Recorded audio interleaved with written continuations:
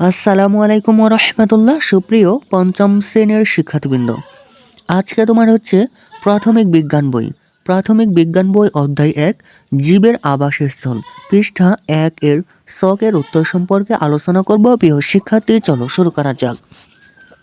প্রিয় শিক্ষার্থী, তুমি যদি নিয়মিত ভিডিও দেখো তাহলে তোমাদের আর কোনো গাইড বই কিনতে হবে না ইনশাল্লাহ।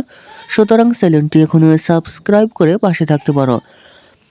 বিদ্যালয় এবং নিজ বাড়ির আশপাশে যে সকল উদ্ভিদ ও প্রাণী দেখেছ সেগুলোর নাম এবং এরা কোথায় জন্মেছে বা বাস করে তা নিচের ছকে লেখো।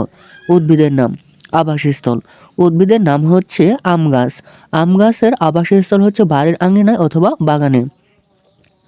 ধান গাছ। ধান গাছের আবাসস্থল হচ্ছে মাঠ। কলা গাছ। কলা গাছের আবাসস্থল হচ্ছে বাড়ির আশপাশ অথবা বাগান। প্রাণীর নাম হচ্ছে গরু। আবাসস্থল হচ্ছে গোয়ালঘর অথবা মাঠ। প্রাণীর নাম মাছ।